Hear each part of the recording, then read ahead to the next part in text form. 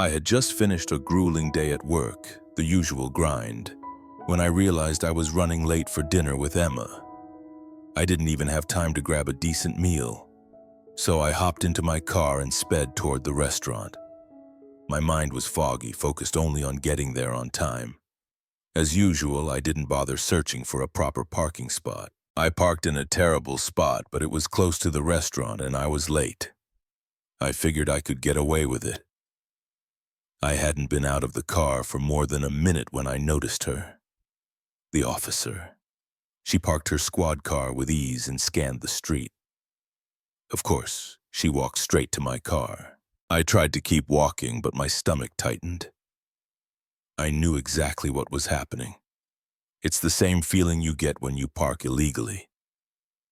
You're caught. In my defense, the restaurant entrance was right there. I considered dodging the situation, but there was no escape. "Sir, is this your vehicle?" she asked, her voice calm, polite, but firm enough to show she meant business. I looked at her and could tell she was made for this job. Tall, commanding, with a no-nonsense demeanor. Her short, dark hair was tucked under her cap and her uniform was crisp, professionally pressed. I'd seen her around the neighborhood before but hadn't thought much of it until now. "Yeah, that's mine," I said, trying to sound casual, but I knew a ticket was coming. She pulled out her ticket book and I briefly considered cracking a joke like, "I'll just be a minute," or, "How about a break, officer?" But it seemed like a bad idea. She didn't even glance at me, just jotted down my plate number and the offense. She asked for my license and registration, her tone professional. I handed over my paperwork, feeling annoyed and embarrassed. I wasn't proud, but I didn't expect a lecture either. She paused, reviewed the documents, and then looked up at me. For a moment, I thought I saw a flicker of recognition in her eyes. She didn't smile or acknowledge it, but something was there. "Okay," she said, breaking the silence. "I'm issuing a citation for improper parking. Please move your vehicle before 8 tonight, or you may face a towing fine as well." I nodded, mentally calculating the cost. I couldn't remember the last time I got a ticket, but I knew it wouldn't be cheap. "Thanks," I mumbled, trying not to sound bitter, but she was already walking back to her car. Then impulsively I made a decision. I'm not sure why, but I called out to her. "Hey, since you're here, maybe I can buy you a coffee to make up for the trouble." She turned slowly, raising an eyebrow, clearly caught off guard. But for a fleeting moment I saw the smallest hint of a smile. "I'm working," she replied, shrugging.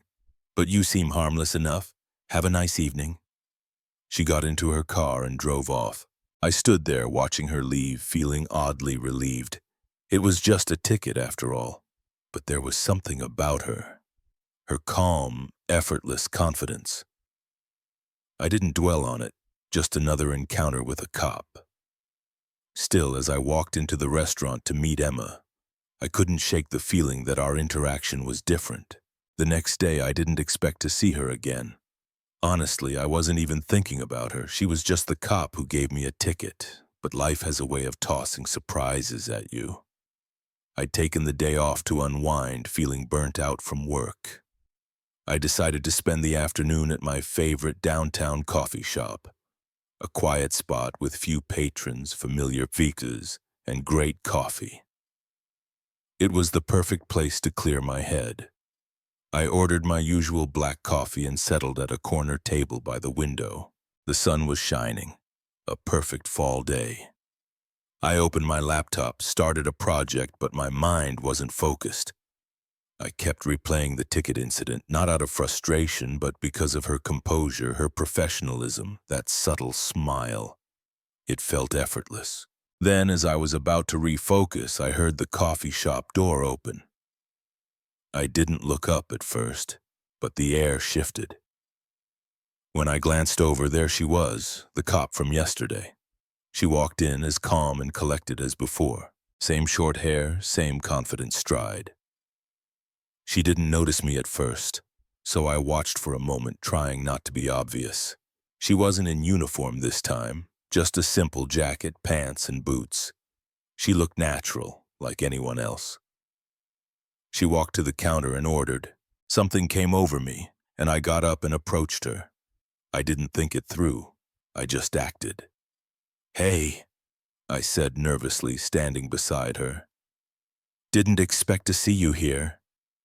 She turned, eyebrows slightly raised, but that small, amused smile appeared again. "Small world," she said, her voice calm yet warm. "I like this place. It's quiet." "Yeah, same. I come here all the time," I said, feeling more at ease now that we were just two people in a coffee shop. No uniform, no ticket, no pressure. "Didn't expect you to show up here after, you know," she said with a hint of humor. I laughed, trying to lighten the mood. "Yeah, didn't expect a ticket either, so I guess surprises all around." We stood there for a moment before I sensed a shift. This wasn't just casual chatter anymore. The way she looked at me suggested genuine interest, not like I was just some guy who parked illegally. There was a subtle change. She grabbed her coffee and turned to leave, but paused. "So do you come here often?" she asked, a teasing edge to her voice.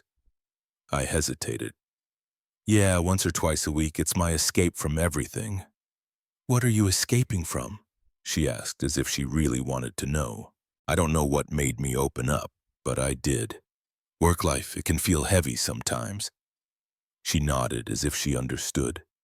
"Yeah, I get it. Police work can be like that too. Sometimes you just need a break." I smiled, surprised by how much she was sharing. "Guess it's nice to meet someone who gets it." She didn't say more, but there was a moment of mutual understanding, a silent acknowledgement. After a pause, she said, "Anyway, nice talking to you, James."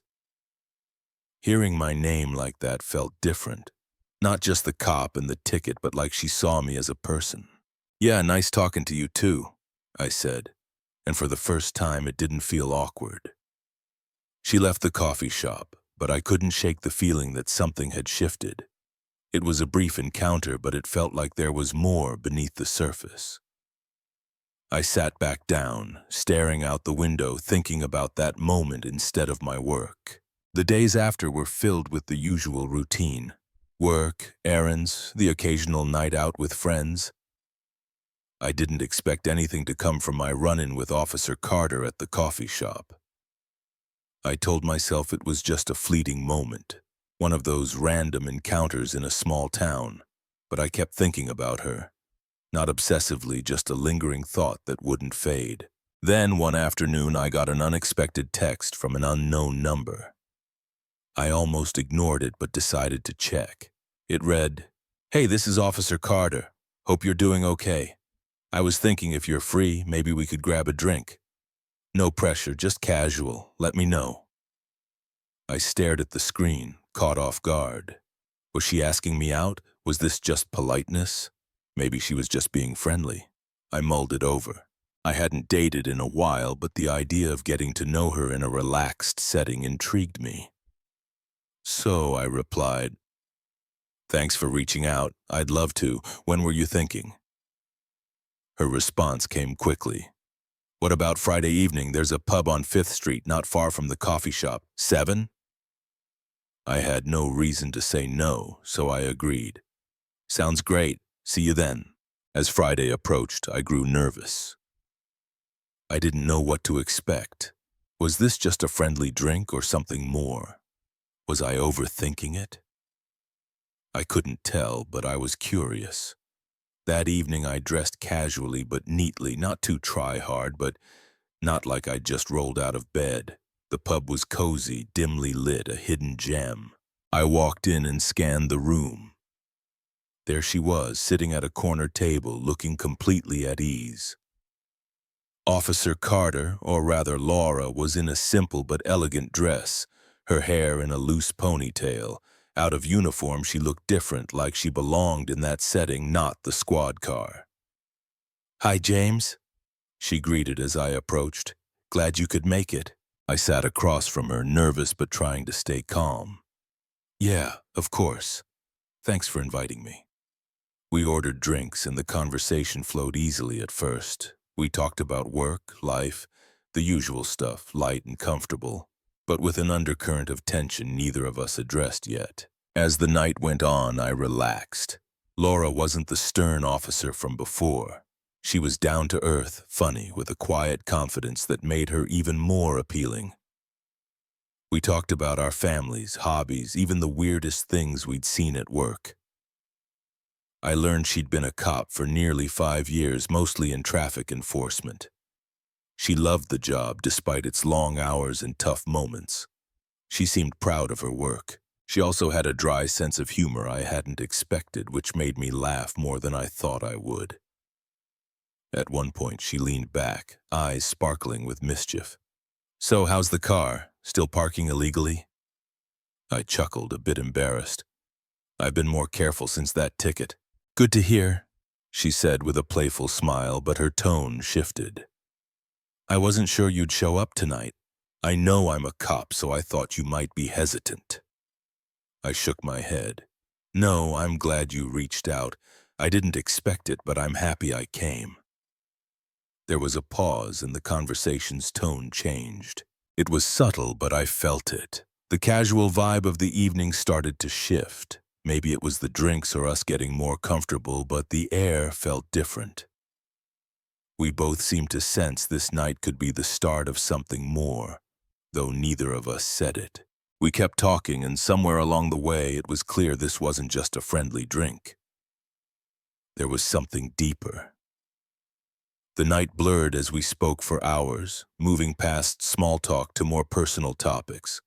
Our lives, dreams, frustrations. We connected on a deeper level, but the tension lingered, subtle at first but growing. Every time our eyes met, the air tightened like neither of us knew whether to acknowledge the shift in our chemistry. Her laugh lingered a bit too long. I overthought my words, trying to keep things light to avoid complicating matters. I could tell she felt it too. Her posture shifted. She tucked her hair behind her ear.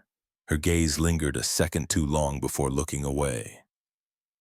It was an unspoken chemistry neither of us was bold enough to address. As the pub emptied, the noisy chatter faded and the clock neared midnight. We'd been there for hours, and soon it was just us. "Well," Laura broke the silence, "I guess it's getting late." "Yeah," I said, glancing at my watch, surprised by how much time had passed. "I should probably head out soon." Neither of us moved. Neither of us wanted to leave. I saw it in her eyes. Hesitation. Reluctance to end the moment. She leaned forward slightly. "Do you do this often? Hang out with cops?" I laughed softly, trying to ease the tension. "Honestly, never thought I'd be doing this." She smiled, not her usual playful grin, but something softer, more intimate. "You're not what I expected," she said quietly, her honesty catching me off guard. I wasn't sure how this night would go, but I'm glad it went well. "Yeah," I said, my voice rougher than intended. "Same here." Another heavy silence fell, the kind that demanded action, but neither of us wanted to make the next move. Yet we couldn't just walk away, so I spoke, unsure how to phrase it. "Are we going to keep doing this? I mean, is this okay? Should I even be here?" She shook her head quickly, as if snapping out of a trance. No, I get it. I think we're both in a weird spot, huh?" I nodded. "Yeah, a little. You're a cop. I'm not." She laughed, but it didn't ease the tension. It acknowledged the complexity of our situation. "Yeah, there's that. But tonight I'm just Laura, not Officer Carter, and you're not the guy who got a ticket, you're just James." Her words hung in the air, a quiet permission to move past our roles. We were two people who'd ended up here together. "I'm not sure where this is going," she said almost to herself, her fingers tracing the rim of her glass absently. Neither of us moved to leave, and the silence stretched. Comfortable but charged with anticipation.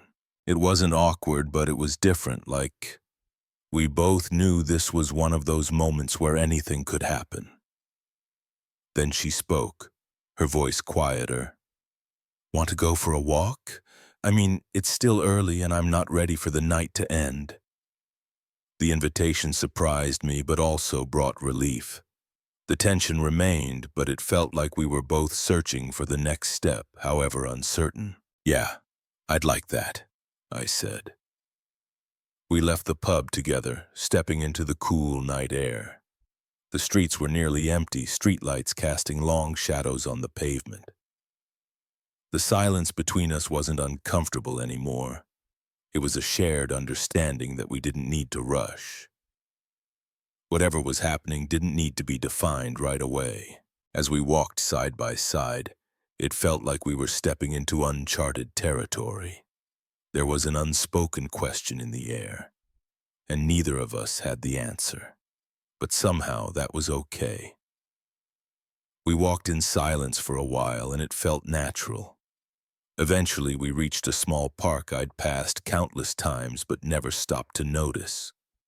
We sat on a bench, still quiet, but the weight of everything was sinking in. Neither of us had said it outright, but the connection was undeniable. I didn't know where this was going, but in that moment I didn't need to. Sometimes it's about being present and not overthinking, and I knew then that whatever happened next, I wasn't ready to walk away. The following week was a mix of nerves and excitement. Laura and I stayed in touch, but our dynamic had shifted. We didn't talk about surface-level things anymore. We discussed real stuff, our pasts, struggles, fears. But there was still an unanswered question neither of us dared to ask directly. I spent days wondering where we stood. What was this? Were we just two people briefly crossing paths, or was there something more? I couldn't tell. Every text or call felt like walking on eggshells, unsure if I should push forward or hold back. Then, out of the blue, Laura texted again. "Hey, you free tonight?" It was simple, casual, but it made my heart skip. I had a feeling I knew what this was about. "Yeah, what's up?" I replied, keeping it cool. "Let's grab some food. I know a place downtown." I agreed, unsure what to expect, but unable to say no. We met at a cozy restaurant with good food and a relaxed vibe. Laura was already there, sitting at a corner table, looking at ease. But I saw it in her eyes, that same lingering tension from our last meeting. I sat across from her, trying not to stare. We made small talk, both avoiding the elephant in the room. The conversation was light, but the weight of what went unsaid was heavy. After a few minutes, Laura set her glass down and gave me a serious look. "James, I need to be honest with you." My heart raced. I had no idea where this was going, but I knew it was time to face whatever was brewing between us. She continued, her voice steady but her eyes locked on mine. "I don't want to make things more complicated, but I've been thinking about everything. The ticket, the pub, the walk. I don't know what to do with what we have, or whatever this is. I think I like you, but I'm also scared. You're not in my world, and I'm not in yours." I froze. The air felt thicker. This wasn't what I expected, but it was exactly what I feared hearing.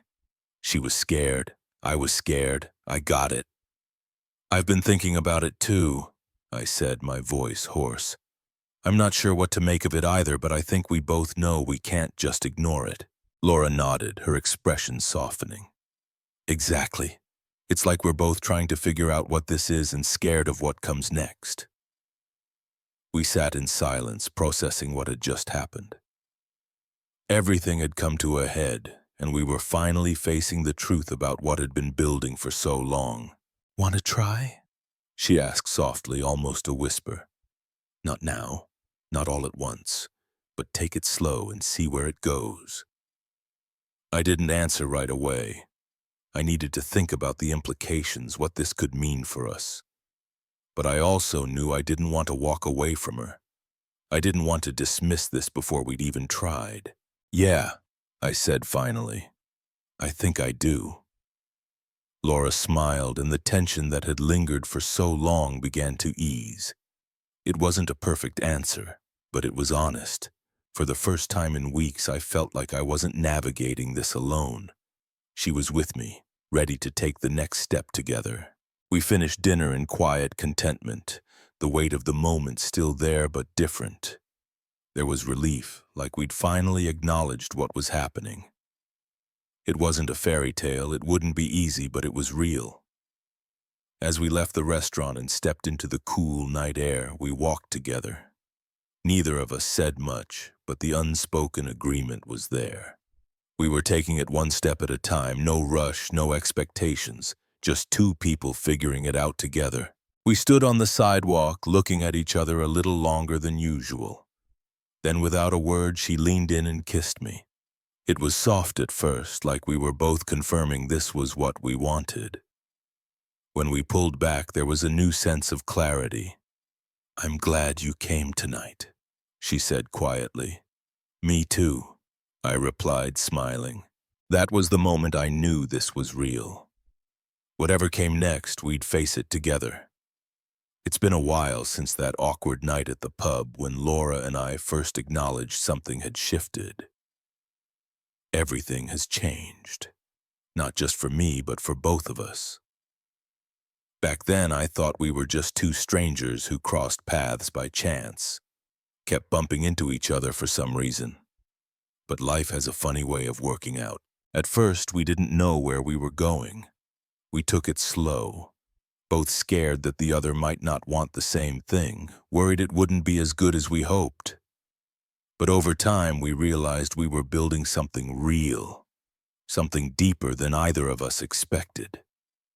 It hasn't always been smooth. There were moments when we both wanted to walk away, when the differences between our lives, her as a cop, me as a mechanic, felt too big to bridge. But the more time we spent together, the more I saw that our differences were what made us work. We balance each other. We learn from each other. She taught me to see the world differently, to think before acting, to take control of my life in ways I never had. And I think I taught her to relax, to let go, to not always be in charge. It wasn't just the big moments. It was the little ones. Late-night talks on the couch when we were exhausted from work. Morning coffees before rushing off to our separate lives. Quiet evenings where we didn't need to say anything but knew exactly what the other was thinking. Those moments made me realize how much I loved her. Now we're planning a family. It seemed far-fetched at first. I remember Laura casually bringing it up one night, asking if I'd ever thought about having kids. I brushed it off, saying I wasn't sure I was ready. But we kept talking about it, started imagining a life together. Not just as a couple, but as a family. We discussed what kind of parents we'd be, what we wanted for our kids. And as we talked, I knew this was what I wanted. It's funny how things change. I never would have pictured myself here, talking about building a life with Laura, planning a future together. But here we are, looking for a bigger house, one where we can start a family. We've talked about names for our future kids, how we'll raise them, the life we want to give them. It's overwhelming at times, but it feels right. It feels like this was always meant to happen. One day I was sitting in the living room watching Laura on the phone with her mom, talking about holiday plans. I could tell she was already thinking about our future, our kids, the home we wanted. It hit me hard. This wasn't a fling. This was my life. This was the woman I wanted to spend it with. I never expected to be here, in a relationship built on trust, connection, and shared goals. But that's what happened. We've come a long way from that first night of awkwardness, uncertainty, and fear of the unknown. Now, when I look at Laura, I see a partner, someone who's been there through thick and thin, shared my highs and lows, stood by me when I needed her most. Looking ahead, I can't help but be excited for what's next. The family we're planning, the life we're building. We still don't know exactly what the future holds, but I know one thing. Whatever happens, we'll do it together. The story of James and Laura reminds us that life's most profound connections often bloom from the most unlikely seeds. A simple parking ticket transforming into a tapestry of love, growth, and shared dreams. In a world rushing by with routines and regrets, their journey teaches us to embrace vulnerability, to take that brave step toward the unknown even when fear whispers doubts. It's a heartfelt reminder that differences don't divide, they enrich, balancing our worlds like puzzle pieces finding their fit. Through quiet walks, honest confessions, and the courage to build a future together, we see that true love isn't scripted. It's forged in moments of raw openness, turning strangers into soulmates and ordinary days into extraordinary legacies. Have you ever stumbled upon love in an unexpected twist? Share your touching tales in the comments below. We'd love to hear them. If this story stirred your heart, smash that like button, subscribe for more inspiring narratives, and hit the bell to never miss a moment of life's beautiful surprises.